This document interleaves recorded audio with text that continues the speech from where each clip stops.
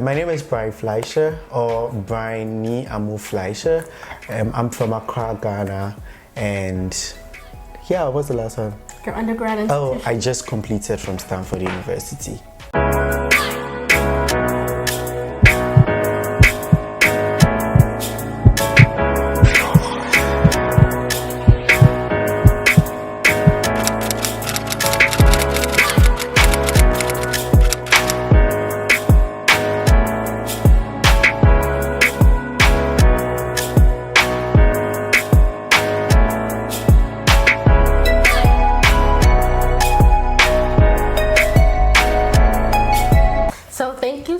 Brian, I'm really happy to be here. I'm super excited. So a little bit of background for those of you guys who don't know, Brian is like one of my really good friends. We were like struggling through chem together. Yes! So this is what it feels like to be done with chemistry. Yes! Hey! Oh yeah, hey! Oh yeah, Zagadat. Hey! The MCAT, and like, you know, I'm really happy for both of us because, you know, we're both in a new stage of, you know, our journey to medicine. So I'm super excited about that.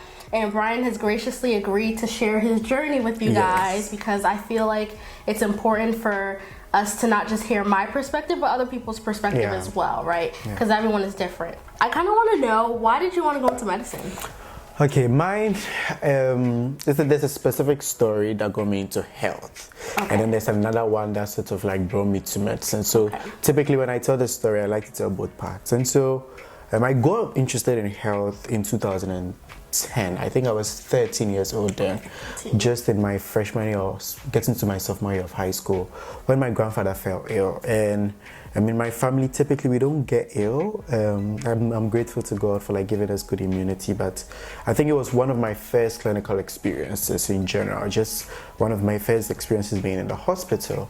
And when he fell ill, he got transferred to Kolebu Teaching Hospital in Accra, which is the largest teaching hospital in Ghana. And typically you come to Kolebu when the situation is like dire stage, like, you know, like critical, like you don't have any resources. There's like perhaps like just one oncologist who is specialized in that field, and he's probably in Kolebu. So you come to Kolebu when the issue is more serious, right? And I remember very clearly going to visit him during then. He died from leukemia, and during that time, even with his critical condition where he like clearly was in need of a doctor, just seeing a doctor was a privilege there. And so for me, in that instances of like privilege, and it was also during a time when there were bits of strikes in Ghana, and so seeing a doctor was even more difficult. And I remember very clearly, and there was a time when we really wanted to see a doctor, and one doctor insinuated if we wanted to get attention from my grandfather, then we had to bring him to his private hospital because they were on strike. And for me, in that instance, so the main hospital was like a public one, right? Yeah, it's a public hospital. The doctor had his own like private practice. Okay. Yeah, sounds like money. I know. And then for me, it got there because like unfortunately my parents were not in the position to support my grandfather financially, and so it was like that sort of inequity even with regards to like access to healthcare for people who were from low income backgrounds was very much in my face, because this was a life and death situation. And eventually, like in just a few days after that incident, my grandfather passed away. But for me, the incident remained with me because it really brought that sort of like disparity, this injustice and the rest really to my forefront, that for many people this is a reality. And even though access to healthcare should be a human right, it continued to remain a privilege for many. So for me, that was what I was like, okay, I'm interested in healthcare. I was really angry for some time, but I think over the course of the years, I was able to channel that anger into like, you know, what can I do to also like, in some ways, like, contribute to solving the problem instead of just being angry. So I was interested in healthcare. I think I came in interested in on the policy level and what could be done to sort of structure Ghana in a better position healthcare-wise, especially with regards to preferential access for healthcare for the poor. And I got particularly interested in the profession of medicine after some clinical experiences, surprisingly back in Kolebu. So after my freshman year, I volunteered in a pediatric ward in Kolebu for some time, where I served as a patient care advocate. So I worked directly with some mothers. This was in high school, right? No, this was after freshman year at Stanford. Okay. Yeah, so I came to Stanford, I was interested in healthcare. I was interested in, creating preferential access to healthcare for the poor. But then I went back just curious, right? Just willing to learn more about the situation. And it was during those experiences that I realized that, the situation is bad, but it's not all that terrible. I felt during my second time there, I saw a different look of who the doctors were, because I saw doctors who sacrificed a lot, nurses who were going against so many resource barriers and technical sorts of obstacles to make sure that patients were going home healthy. So for me, it showed me a different picture of who the Ghanaian doctor was. That sort of gravely contrasted the first picture I had. So for me, I was both inspired, but I felt I had a fuller picture, and sort of also dawned on me that regardless of whichever profession I'll end up in, we all had a decision to make, right? To decide what kind of doctors we wanted to be. And for me, I was so inspired by the work that they did. I think it hit a lot home for me. I realized that with sort of the thing that was driving my life's goal in health, I could satisfy with the career in medicine. That immediate patient-doctor interaction was immediately inviting to me. So yeah, that was what got me onto this track. Wow, yeah. I feel like your why medicine is probably more special than mine. Oh no, I think everybody has a different story, and which is equally special. Because okay, side note, we had a little congratulation party that was thrown for us by the Center for African Studies, and Brian was talking to the little pre-med babies, and he was reading one of his one of his secondaries. We'll talk about the school later. And I was just wow, where was Brian when I was writing my own secondaries? I was just no, literally, I was just so I was damn, this is good. Even Sharu, my housemate, we were just this is good. Wow. So, Brian is the real deal. So I kind of want to talk a bit more about what have been some of your challenges during this journey, right? It's no secret you got into medical school, so that's a huge milestone, right? Yeah. There's tons of people who apply and don't get in. But I kind of want to know what were some of the low points in getting to this stage? Okay, so I would say probably the first low point was actually before I came to the US, and I'm happy for that low point because it pointed me towards education in the United States. So in Ghana, you write a national exam called the WASSCE, the West African Secondary School Certificate Examination. And in Ghana, to get into medical school, you need to have perfect grades. And unfortunately, I had a B in English. And so because of one singular B. Literally. I think there were 2 B's, English and chemistry. Oh, we'll talk about that later. But yes. But I think it was English and chemistry, and because of that, I didn't even get invited for the medical school interviews, right? And I know the interview for medical school. Yeah, the interview for medical school in Ghana, and I know so many people who got the interviews who were literally just pushed to do medicine, right? And I was I think it's a very it's not a very comprehensive process, because you're losing a lot of people who genuinely, want to spend their lives doing this work. But it's also because medicine, unfortunately, is one of the few professions that ensure job security. People get forced into the profession if they are good academically, right? And so through that process, then I got to learn about the sort of the US process, and the rest. So my assistant headmaster in high school recommended me to sort of apply to schools in the US through a program in Ghana run by the US Embassy in Accra. So I have a quick question, because you said that you didn't have the grades to get into medical school in Ghana. Yeah. Had you already finished college, or I had finished high school. So in Ghana, let me explain that. Yeah. So in Ghana, you go to medical school right after high school. Okay. And so after high school, you get right into med school, and it's 6 years. And after med school, you do, I forget, housemanship or so for about 2 years before you go to your residency. Okay. So overall, it's kind of as long as it is here. So it's a joint, college, medicine. Exactly. After your first 3 years, you get your bachelor's, actually. So after your first 3 years, you get your bachelor's, and then you're still in med school, so it's just a ceremonial handing over, and then you continue on to get what we call the MBCHP, which is like the British MD version. Yeah, I forget what it is, but it's a Latin degree. And so yeah, that was how it was. So I didn't get that, and then I came to Stanford by the grace of God and I started a pre-med. And I think Stanford was hard. Like Stanford was humbling, and I shared that during the sort of like pre-med panel at Stanford. Yes, and you guys will see that. I don't know if you're going to see it before this video or after, but Brian and I were part of a, Africans in Medicine panel, so you'll hear a bit more about his story in that video as well. Yeah, I think as a first generation low-income student who was also international, the transition to Stanford was very difficult in general for any international student, but particularly difficult in terms of the academics. There were so many things that I just wasn't used to at Stanford. Like asking for help and going for office hours was one of my most difficult things to do, because I come from a system where, like in high school, teachers weren't very present, and so to do well in class, you the student needed to have a bit of personal drive, right? And typically, if you had that drive and you worked hard enough, you would do well. But I was in this system where the system is set up in a way that, people are coming from like really like good schools with like a lot of resources and facilities that have prepared them for college, and others are coming from like places like mine, right? And so when you meet together, it's like finding that sort of like middle. I don't think the curriculum or like the teaching structure was structured in a way where a student like me, who I think was still very personally motivated to do well in class, could just survive on their own and needed to ask for help. And for me, that sort of like asking for help thing at that moment, I hadn't gotten used to that system, because in some ways it was akin to me failing. I don't know if you get me. You get me? And so like I'm going to ask for help was almost like, oh wow. Was the version of you like failing. Exactly. Yeah. Like the fact that you can't do well to the point where you need to go get this extra help. Yeah. So I think it was difficult. I had to take a couple of classes. One of them was Chem 33.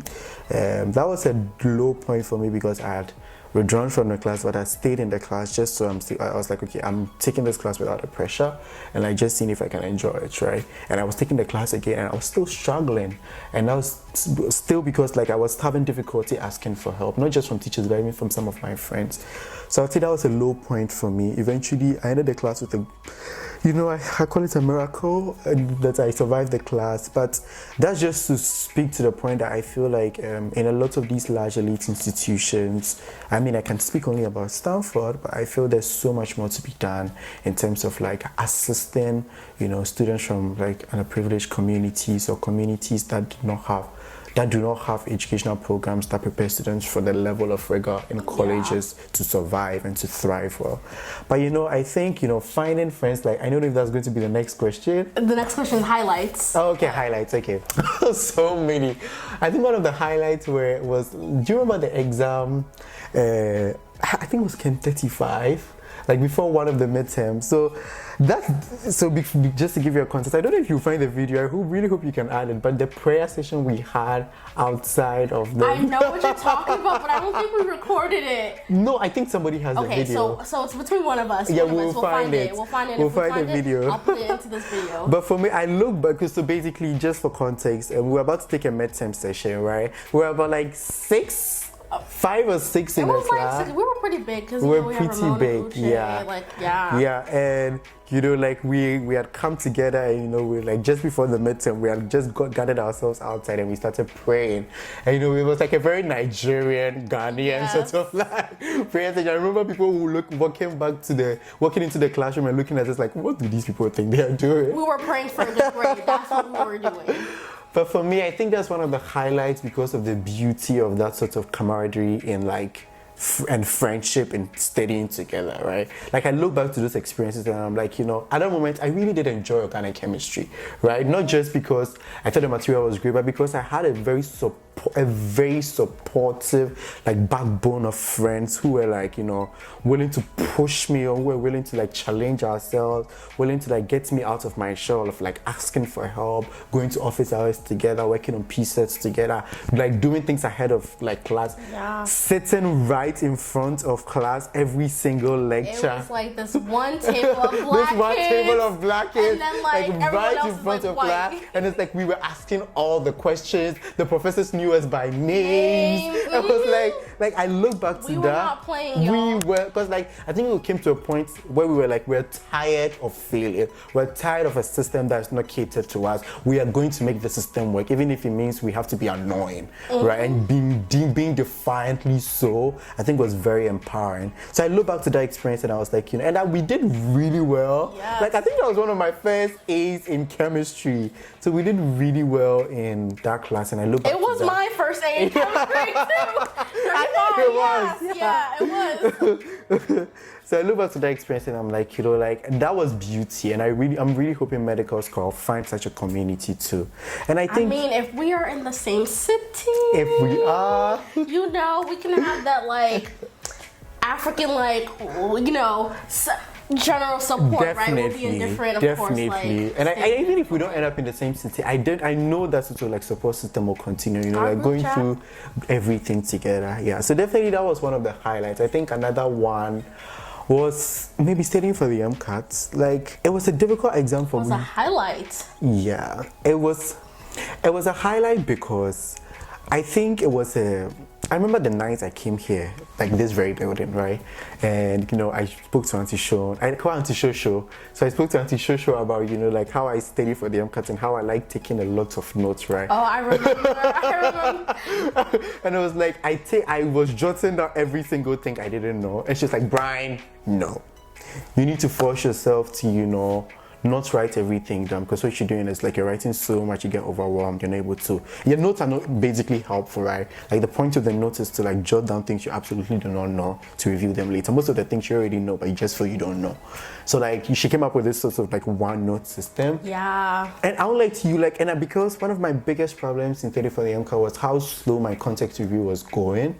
So like that system, like here in this room, I just felt like I'd just been plunged into a new world where I'm like, okay, it's okay to not write down everything. It's okay to not feel like, besides I was going to come back anyway. But like just that system, like for me, I look back and I'm like, yeah, that was the point where I felt like I started making real strides in my like studying for the MCAT. So yeah, and there's it wasn't terrible. It wasn't over the top great, but it was just what we needed, and I think it worked out. I remember it because Ryan came over and I think I had read that advice online because I equally if left to me, I will continue taking notes and writing forever, and I just felt like it wasn't an effective use of time. And when studying for the MCAT, you feel like there's never enough time, and I was just kind of okay, we have to put a limit for ourselves. If we keep doing this, we're just gonna have sheets of paper. So yeah, I remember that because I even had to tell myself that advice as well.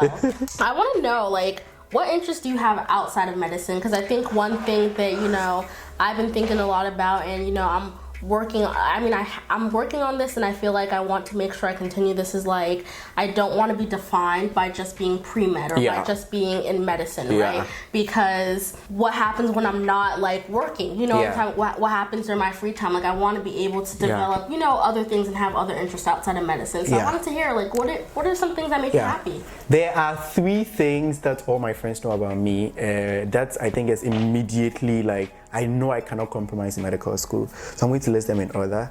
The first is I love to sing. I don't have a great voice, but I just love to sing. Yes, Brian! For me, as a Christian, is the way in which I worship. As a student, is the way in which I cope. As a person, is the way in which I thrive. Music for me is it's a definite no-go area. I cannot give that up. And so I always ask all of my interviews, how does extracurriculars look like for medical students? Because even though we're medical students, we're also human beings, right? So I'm hoping there can be opportunities, especially for medical schools with undergrad campuses, where they have big student groups, a cappella groups or something that I could join. I was too not scared to join an a cappella group during my undergrad, so I'm definitely not going to compromise that in medical school. So definitely singing is a big thing for me. I love to sing in my church, in my community, in school.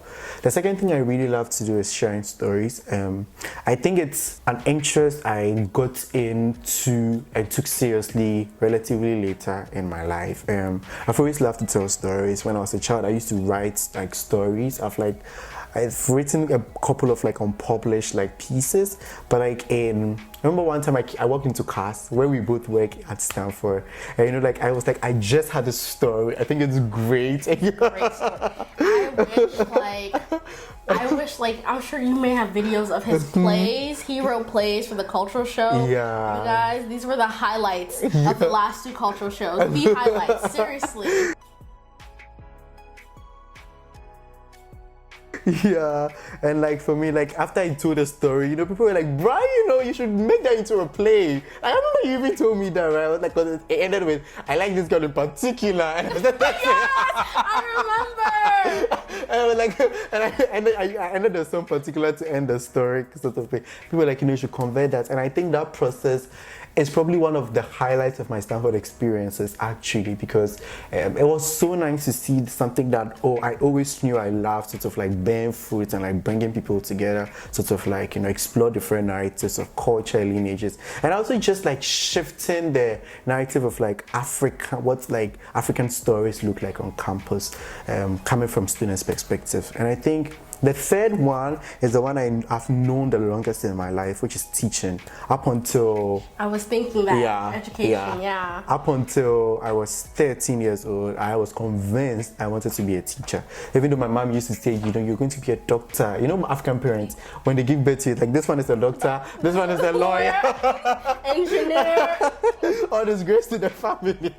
So you know, like my parents always sort of knew, sort of like in some ways pushed me into medicine, but I always knew I wanted to become a teacher. That's like as a child, my mom is a teacher herself. She's a preschool teacher, so a lot of kids used to come home, and sometimes I'll help them. You know, I'll take over her. My uncle used to call me teacher more because I was always helping my younger brother with his homework, and like I just had the natural essences of like teaching. So this year, which is my gap year, I'm actually doing that back home in Accra. I'm working with an education non-profit. I'm program managing the program we're doing, but I'm also teaching in the classroom. And it's bringing me so much joy and reminding me of so many of the things that I love about teaching. And so I don't think I'm going to give that up because I'm a medical student. I think teaching is a skill set that sort of pervades all fields. There's always someone else who is going to be coming up in the field that you can bring in, and in some senses you can guide or teach. So even as a doctor, I want to be a teacher for my patients, for other medical students, or even for like a new generation of people interested in medicine. Okay, Brian, so my last question to you is, what do you hope to contribute to medicine?